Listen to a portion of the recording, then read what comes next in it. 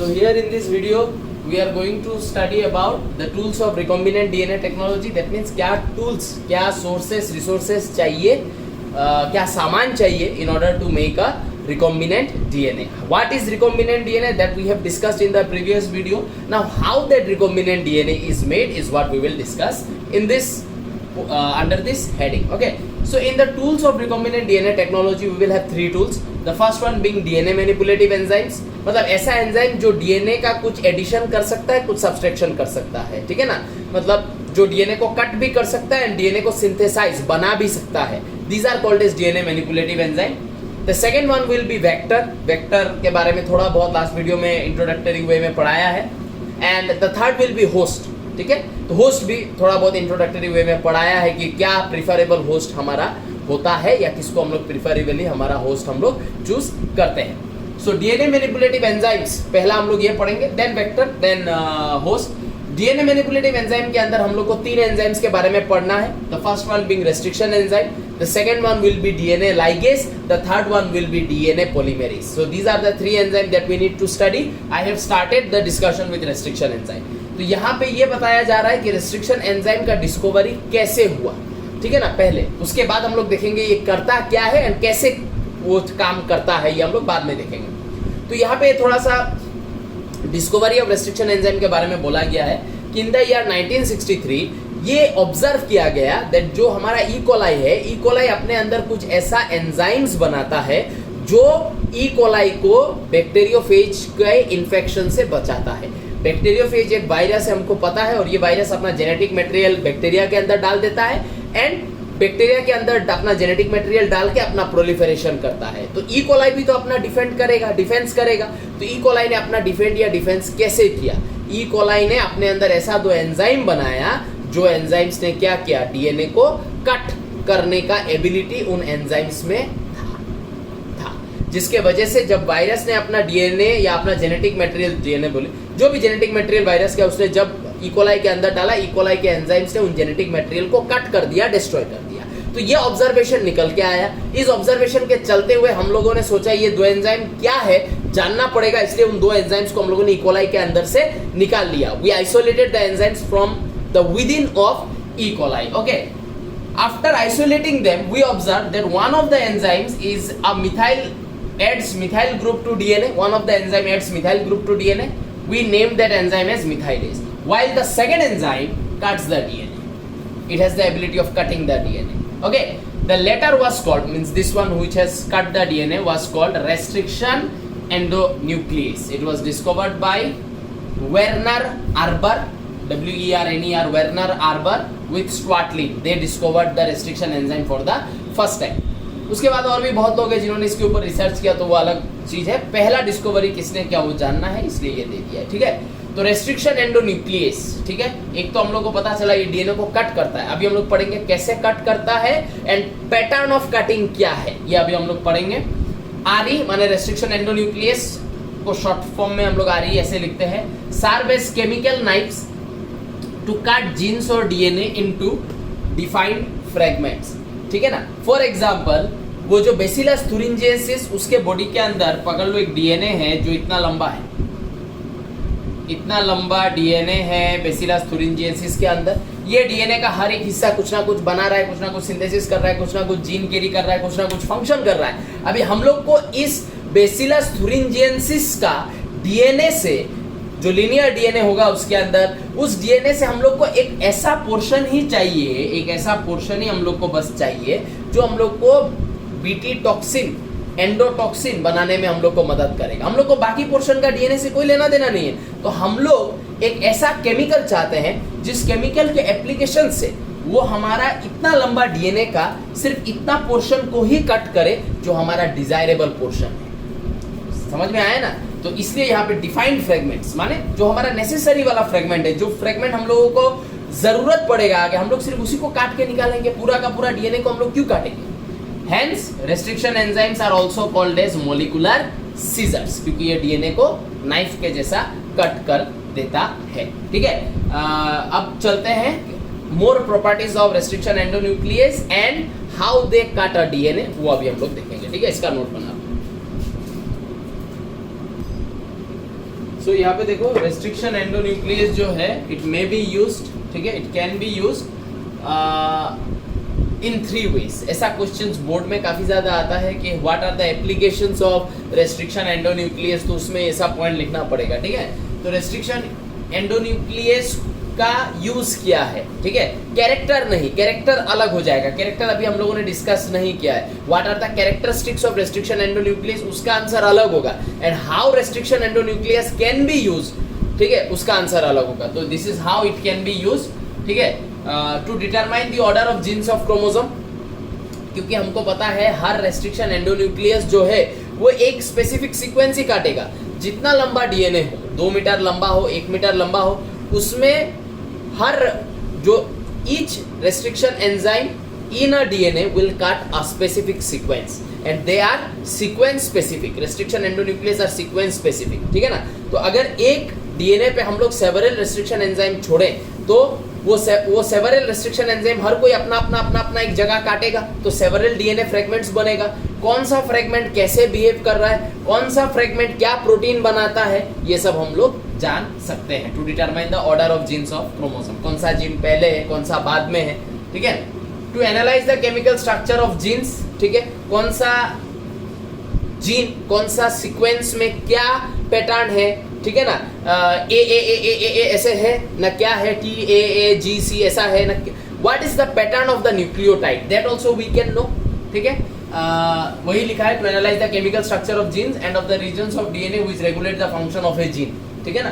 तो न्यूक्लियोटाइड के बारे में हम लोग जान सकते हैं। अगर बहुत बड़ा डीएनए है, 2 मीटर लंबा है, 2.2 मीटर लंबा है, तो उतना लंबा डीएनए में कितना सारा न्यूक्लियोटाइड होगा, कैसे पॉसिबल है कि सब न्यूक्लियोटाइड के बारे में जाने। रादर अगर रेस्ट्रिक्शन एंजाइम्स अगर हम लोग को काट के छोटा छोटा फ्रेगमेंट दे, उसका न्यूक्लियोटाइड का स्टडी करने में आसानी होगा। To create new combination of gene, जब तक काटेंगे नहीं तब तक एक नया चीज जोड़ेंगे कैसे उधर, ठीक है। हम लोगों ने जो जीन थेरापी पढ़ा है उसमें हम लोगों ने क्या किया, वेक्टर का एक पोर्शन को काट के निकाला और उस पोर्शन में हम लोगों ने एलियन डीएनए लगा दिया। काट के निकालेंगे नहीं तो एलियन डीएनए लगाएंगे कैसे, न्यू रिकॉम्बिनेशन कैसे बनेगा, ठीक है, काटेंगे तभी बनेगा। So these are how restriction enzymes can be used, ठीक है, uses of restriction enzyme. Now we will discuss about the characters of restriction enzyme and characters में we are starting it here in this way कि जो पहला restriction enzyme इस दुनिया में discover हुआ था वो था HIND2, ठीक है, नाम है HIND Roman number 2। This enzyme always cuts DNA, देखो पहला प्रॉपर्टी, ठीक है, this enzyme always cuts DNA molecules at a specific point by recognising a specific sequence of 6 base pairs. तो ये एक ऐसा रेस्ट्रिक्शन एंजाइम है जो जितना बड़ा लंबा डीएनए क्यों ना हो, तुम कहीं पे भी इस रेस्ट्रिक्शन एंजाइम को डाल दो, वो पूरा डीएनए का लेंथ को घूमेगा और घूमते हुए जब भी उसको अपना 6 बेस पेयर्स का सीक्वेंस मिलेगा उसको काट के वो निकाल लेगा। तो ये हुआ पहला property of restriction enzyme, that restriction enzyme cuts a specific sequence of 6 base pairs in a any length of a DNA, 1 metre, 2 metre, 2.2 metre, any length of the DNA, उसमें वो सिर्फ 6 सीक्वेंस को ही काटता है एक रेस्ट्रिक्शन एंजाइम, या एक specific sequence को ही 6 सीक्वेंस बोले मतलब 6 बेस पेयर्स के सीक्वेंस को ही काटता है in any length of a DNA, ढूंढ के उसी को काटेगा, ठीक है। तो ये इसका स्पेसिफिक एक नेचर है, जैसे कि HIND2 का ये है वो 6 बेस पेयर्स जिसको वो काट के निकालता है, GTTAAC, ठीक है। ऑब्वियसली ये 5 प्राइम टू 3 प्राइम है, तो ऑपोजिट में हम लोगों ने डीएनए का कैरेक्टर में पढ़ा है कि ऑपोजिट वाला जो स्ट्रैंड होता है, ठीक है, वो अलग पोलैरिटी का होता है, वो एंटी पैरेलल रन करता है, तो ये 3 prime to 5 prime. And base pairing following the Chargaff rule, ठीक है, A pairs with T, G pairs with C, तो वही A, T, G, C ऐसे करके पेयरिंग है। इनके बीच में यहाँ पे हाइड्रोजन बॉन्डिंग होगा, G, C के बीच में 3, A और T के बीच में 2, इस तरीके का पेयरिंग होगा एंड इस तरीके से कॉम्प्लीमेंट्री बेस सीक्वेंस बनेगा, ठीक है ना। तो G pairs with C, T pairs with A, T pairs with A pairs with T, A pairs with T, C pairs with G, like that. तो देखो ऐसे बनेगा, ठीक है। एक और कैरेक्टर तुम लोग यहाँ पे नोट कर सकते हो, दूसरा character, that they are palindromic sequence. Palindromic sequence माने जैसा ये सीक्वेंस है एग्जैक्टली ये ऑपोजिट वाले पोल में भी ऐसे करके बैठ रहा है। So this is called as palindromic sequence, ठीक है। यहाँ पे एक इन्फॉर्मेशनल पॉइंट दिया है कि restriction enzymes are always obtained from prokaryotes. आज तक हम लोग 900 रेस्ट्रिक्शन एंजाइम को आइसोलेट कर चुके हैं बैक्टीरिया के अंदर से, ठीक है। एंड ये सारा एंजाइम्स हम लोगों ने मोटा मोटी 220 बैक्टीरिया के स्ट्रेन से हम लोगों ने ये 900 रेस्ट्रिक्शन एंजाइम्स को हम लोगों ने आइसोलेट किया। वो पॉइंट में लिखाऊंगा, ऐसे ही बोल रहा हूँ। और जनरली अगर पूछा जाए कि कैसा माइक्रोब से हम लोग ये रेस्ट्रिक्शन एंडोन्यूक्लियस को लेते हैं, we generally take it from the prokaryotes because having restriction endonuclease is their only defence mechanism against bacteriophage. ठीक है, बैक्टीरियोफेज के लिए ये लोग रेस्ट्रिक्शन एंडोन्यूक्लियस बना के रखता है। जैसे बैक्टीरियोफेज अपना डीएनए को या अपना जेनेटिक मटेरियल को अंदर डालेगा, रेस्ट्रिक्शन एंडोन्यूक्लियस उसको काट देगा। काटने के वजह से वो जो बैक्टीरिया का जेनेटिक मटेरियल है उसका वायरस का जो जेनेटिक मटेरियल बैक्टीरिया के अंदर डालता है उसका सिग्निफिकेंस खत्म। जैसे ही वायरस अपना जेनेटिक मटेरियल बैक्टीरिया के अंदर डालेगा, बैक्टीरिया के अंदर का जो रेस्ट्रिक्शन एंजाइम है वो वायरस का जेनेटिक मटेरियल को छाई छाई छाई छाई करके काट देगा। काटने के वजह से वो वायरस का जो जेनेटिक मटेरियल है उसको जो करना था बैक्टीरिया के अंदर जाके वो तो नहीं कर पाएगा।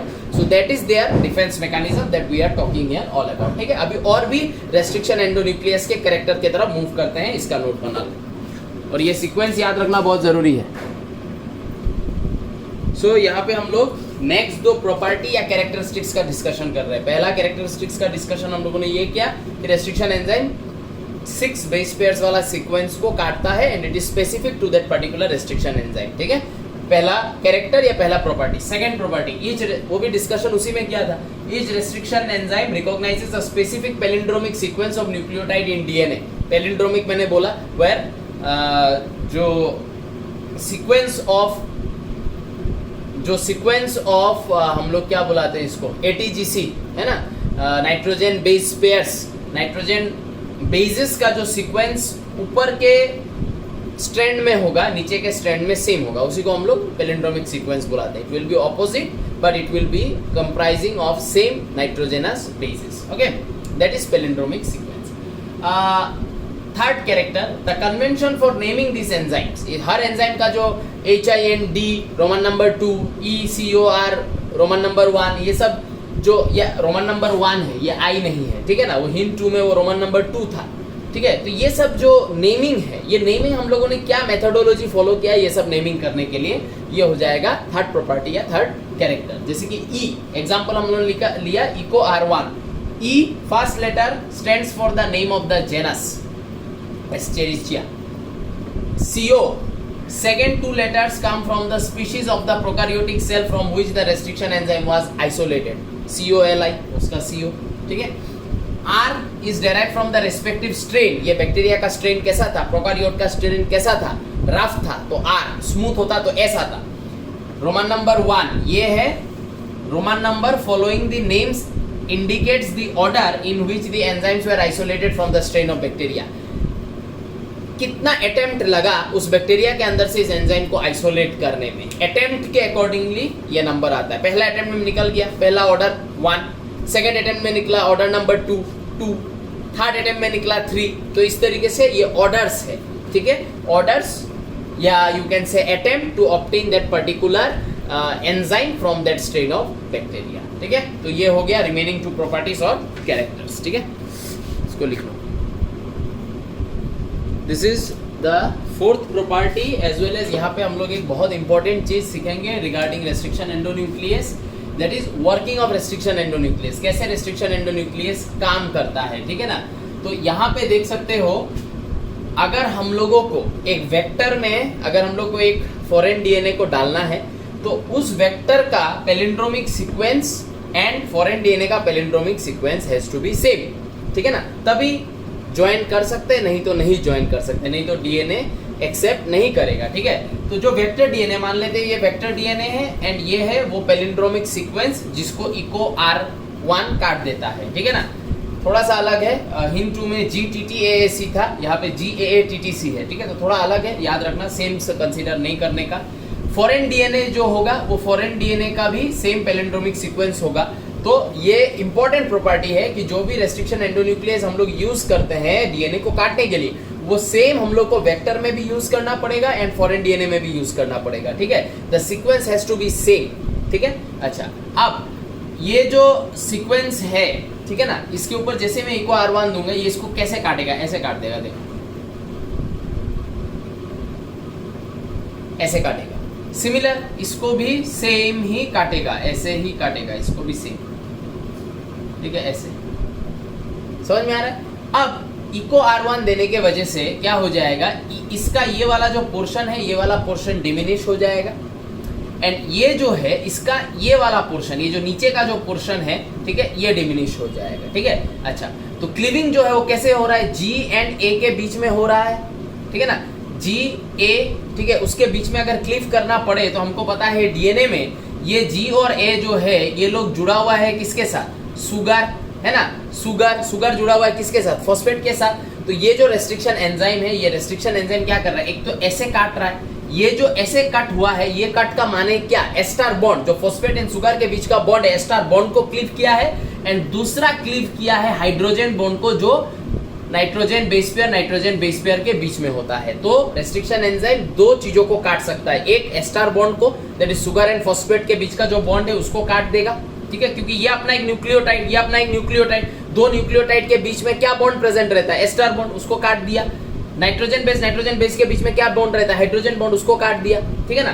काटने के बाद ये नीचे का पोर्शन और ये ऊपर का जो ये रीजन है ये डिमिनिश हो जाएगा। ये है पैटर्न, किस पैटर्न में रेस्ट्रिक्शन एंजाइम काटता है, इस पैटर्न में काटता है। काटने के बाद देखो ये वाला पोर्शन रह गया वेक्टर में, एंड ये वाला पोर्शन रह गया किसमें, फॉरेन डीएनए में। अब मैं क्या कर सकता हूँ, ये फॉरेन डीएनए को इसके ऊपर लाके मैं लगा सकता हूँ कि नहीं, लेकिन ये फॉरेन डीएनए हो सकता है पैलिंड्रोमिक सीक्वेंस, लेकिन इसका जीन कुछ इंपॉर्टेंट प्रोटीन्स बनाता है और उससे मेरा लेना देना है। इसको जब मैं इसमें जोड़ दूंगा तो मेरा ये जो पोर्शन है फॉरेन डीएनए का, ये क्या करेगा, ये अपने साथ एक इंपॉर्टेंट जीन कैरी कर रहा है, वो जीन मेरे को क्या करेगा, डिजायर्ड प्रोटीन्स बना के देगा, जैसे कि एंडोटॉक्सिन, बीटी टॉक्सिन का जो हम लोगों ने एग्जांपल लिया है, ठीक है। तो ये वाला वो जीन है, ठीक है ना, जिसके पास एंडोटॉक्सिन बनाने का एबिलिटी। इसको मैंने यहाँ पे वेक्टर में जोड़ दिया तो मैंने, समझ में आया ना, रिकॉम्बिनेंट डीएनए बना लिया। अब अगर मैं इस पोर्शन को, ये जो पोर्शन, इस पोर्शन को मैं जैसे ही यहाँ पे लाके ऐड करूंगा, ऐड करने में डीएनए लाइगेस मदद करेगा। जैसे ही मैं ऐड करूंगा,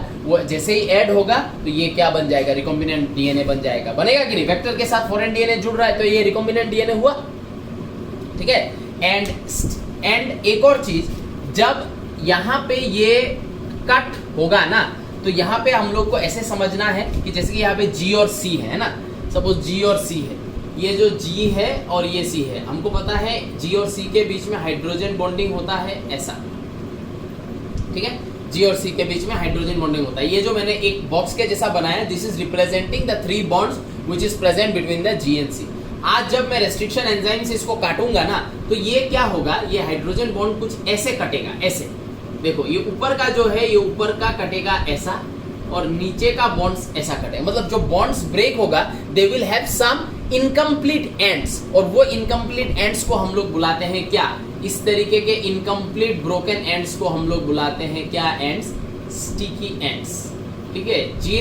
जिन न्यूक्लियोटाइड का नाइट्रोजन बेसेस में इस तरीके का स्टिकी एंड प्रेजेंट होता है, उसको जोड़ने में इजी होता है। नाउ जब रेस्ट्रिक्शन एंडोन्यूक्लियस से मैंने ये ऊपर वाला पोर्शन को काट दिया, तो ये जो नीचे का मेरा TTAAG है ना, ये लोग के पास जो स्टिकी एंड है वो ऐसा है, ऐसा ऐसा ऐसा है स्टिकी एंड इनके पास, ऐसा है। और ये जो ऊपर का जो AA ये सब है, इनका होगा ऐसा, सबका ऐसे। अब बोलो, ये जो स्टिकी एंड्स तुम लोग को दिखाई दे रहा है, ये क्या होगा, ये परफेक्टली इनमें फिट होता है कि नहीं। जैसे ही ये आके यहाँ पे परफेक्टली फिट हो जाएगा, ठीक है ना, ये वाला पोर्शन जैसे ही यहाँ पे आके परफेक्टली फिट हो जाएगा, सॉरी ये G मैंने लिख दिया है, GCTT, हाँ ये रहेगा, ठीक है। तो जैसे ये लोग आके यहाँ पे परफेक्टली फिट हो जाएगा, फिट होने के साथ साथ डीएनए लाइगेस इनको जोड़ देगा, हाइड्रोजन बॉन्ड का फिर से फॉर्मेशन हो जाएगा। तो ये एक और पॉइंट है कि जब रेस्ट्रिक्शन एंडोन्यूक्लियस क्लीव करता है, काटता है, तो हाइड्रोजन बॉन्ड्स कंप्लीटली ब्रेकडाउन नहीं होता है, पार्शियल ब्रेकडाउन होता है, एंड कुछ हिस्सा नाइट्रोजन बेस के साथ इस तरीके का रह जाता है। इस तरीके का incomplete broken hydrogen bonds stick to the nitrogen bases are called sticky ends, and sticky ends favours the ligation. Okay, तो यही लिखा है, देखो, restriction endonuclease leaves single stranded portion, देखो काटने के बाद सिंगल स्ट्रैंडेड पोर्शन छोड़ता है at the end. The portions are overhanging stretches, ठीक है, इन पोर्शंस में ओवरहैंगिंग स्ट्रेचेस प्रेजेंट है, कॉल्ड स्टिकी और कोहेसिव एंड। ठीक है। एंजाइम काट sequence in both vector and desired DNA, same enzyme दोनों वेक्टर एंड डिजायर्ड डीएनए को काटेगा। Enzyme cuts both ester bond, क्योंकि दो न्यूक्लियोटाइड के बीच का बॉन्ड को वो काट रहा है, तो एस्टर बॉन्ड काट रहा है, एंड हाइड्रोजन बॉन्ड, दो नाइट्रोजन बेस के बीच का बॉन्ड को काट रहा है, तो हाइड्रोजन बॉन्ड को काट रहा है, ठीक है। So these are the sticky ends, ठीक है। This is how restriction endonuclease works. वो कंप्लीट एक पैलिंड्रोमिक सीक्वेंस को काट नहीं करता है, उसका एक पार्ट, इस तरीके के एक पार्ट को रिमूव करेगा, इसका इस तरीके का पार्ट को रिमूव करेगा, दो पार्ट को एकदम एक दूसरे का कंप्लीमेंट्री बना देगा फॉरेन एंड वेक्टर में। फिर उस पार्ट को तुम आराम से लगा सकते हो, क्योंकि स्टिकी एंड्स हेल्प करेगा, डीएनए लाइगेज हेल्प करेगा ज्वाइनिंग में। जैसे ही ज्वाइन कर दिया रिकॉम्बिनेंट डीएनए बन गया।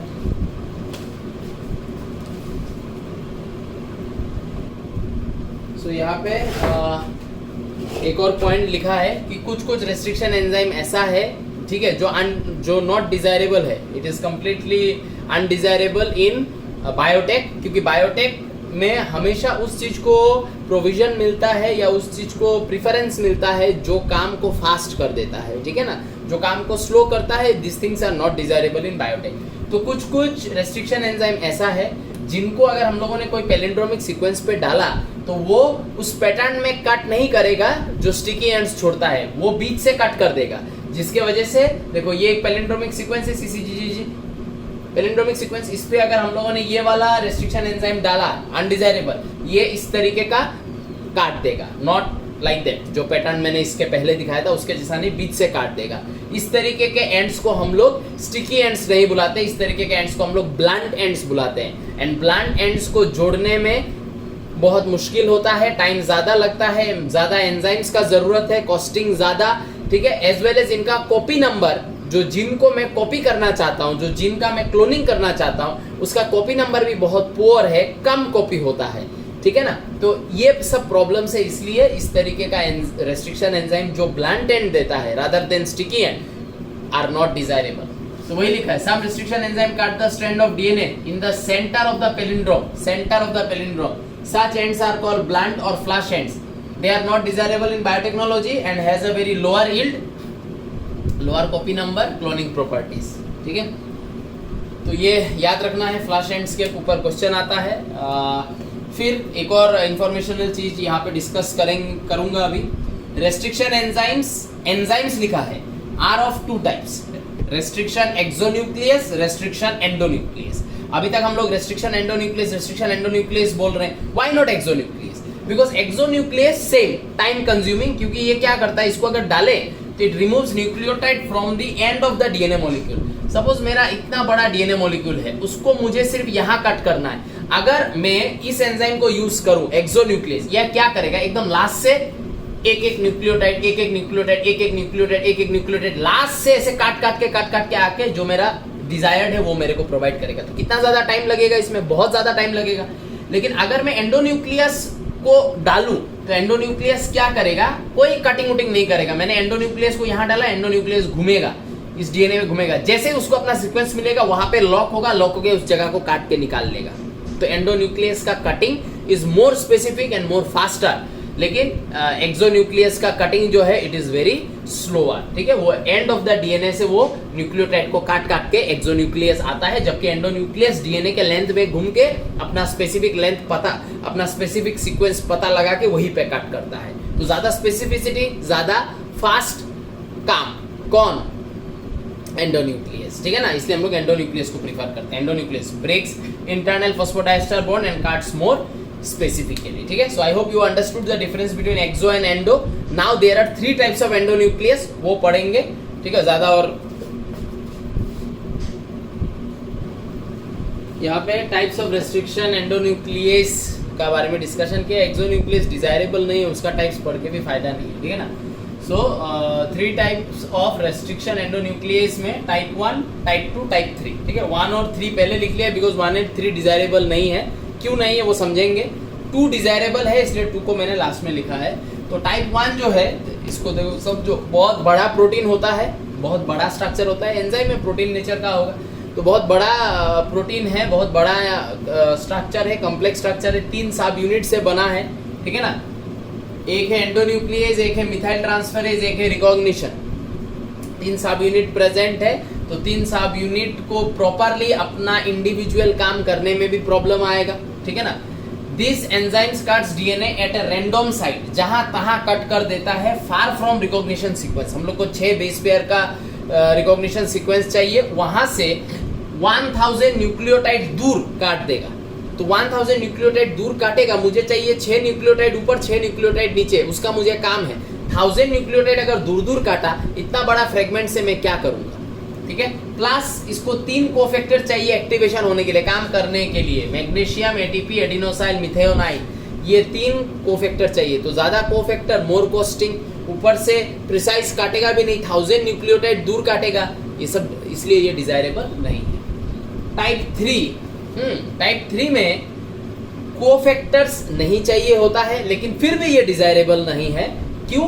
क्योंकि एक इसका साइज बहुत बड़ा है, दूसरा ये भी न्यूक्लियोटाइड्स, मतलब जो हमारा डिजायर्ड सीक्वेंस है, उस डिजायर्ड सीक्वेंस से 30 न्यूक्लियोटाइड्स दूर काटता है, ठीक है। तो उससे ये प्रिसाइज है, वो तो 1000 न्यूक्लियोटाइड दूर, ये 30 न्यूक्लियोटाइड दूर काटेगा, उससे प्रिसाइज तो है, लेकिन फिर भी डॉट प्रिसाइज नहीं है। मुझे 6 बेस पेयर्स वाला ही सीक्वेंस चाहिए, उससे मुझे एक भी न्यूक्लियोटाइड ज्यादा नहीं मांगता है, ठीक है ना। लेकिन ये 30 ज्यादा देता दूर काटेगा और वो 1000 दूर काटेगा, इसलिए ये दोनों डिजायरेबल नहीं है।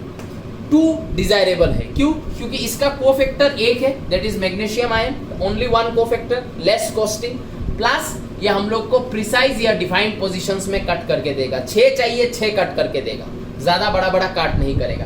प्लस इसका साइज भी छोटा है, तो इसका फंक्शनिंग ज्यादा फास्ट होता है, movement through along the DNA molecule fast होता है, अपना रिकॉग्निशन को जल्दी जाके पहचान के कट करेगा, एंड हम लोगों को हमारा डिफाइंड जो भी हम लोग को पोर्शन चाहिए वो पोर्शन दे देगा। Hence these are mostly used enzymes in biotech, ठीक है ना।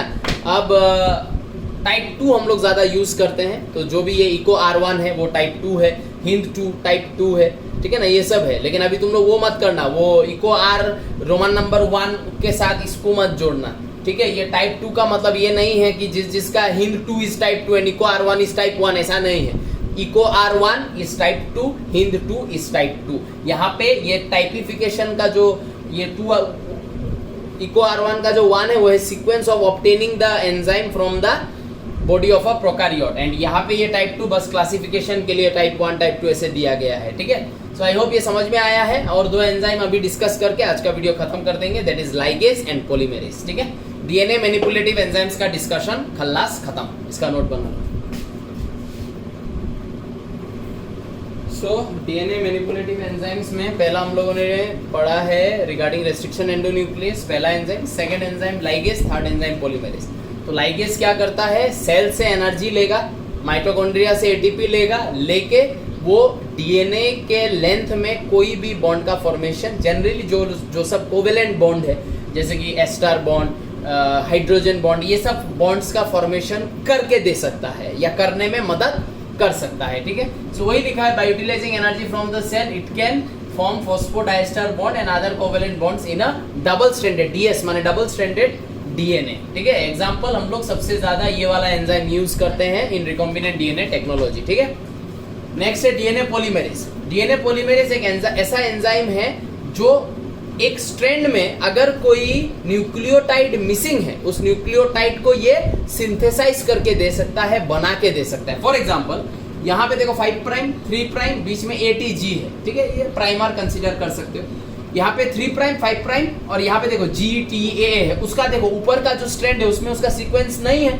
तो अगर तुमने डीएनए पॉलीमेरेज एंजाइम दे दिया, ये क्या करेगा, ये जो G है, G का कॉम्प्लीमेंट्री C, T का कॉम्प्लीमेंट्री A का कॉम्प्लीमेंट्री T ऐसे करके ये क्या करेगा, ये न्यू न्यूक्लियोटाइड्स को ऐड कर सकता है, न्यू न्यूक्लियोटाइड्स को बना सकता है, सिंथेसाइज कर सकता है according to the complementary position, ठीक है। यहाँ पे G है, यहाँ पे A नहीं ले आएगा, G का जो कॉम्प्लीमेंट्री उसी को लाएगा पॉलीमेरेज। तो this enzyme synthesises a new strand of DNA complementary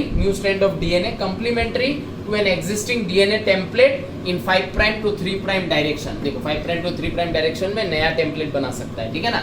ये सब छोटा छोटा चीज याद रखने का है। DNA polymerase 1 is the mostly used polymerase enzyme in biotechnology और रिकॉम्बिनेंट डीएनए टेक्नोलॉजी। तो यहाँ पे हम लोगों ने पहला tools of recombinant DNA technology में टूल्स का 3 टूल्स है, DNA manipulative enzyme, vector, host. हम लोगों ने डीएनए मैनिपुलेटिव एंजाइम्स खत्म कर लिया है। उसके अंदर 3 एंजाइम, रेस्ट्रिक्शन एंडोन्यूक्लियस, या मैंने रेस्ट्रिक्शन एंजाइम, एंडोन्यूक्लियस नहीं बोलूंगा, रेस्ट्रिक्शन एंजाइम, लाइगेज, पॉलीमेरेज, खत्म। तो पहला tool is done. Next video में हम लोग रिमेनिंग 2 टूल के बारे में बात करेंगे, that is vector and host. ठीक है, ये नोट बना लेना। Thank you.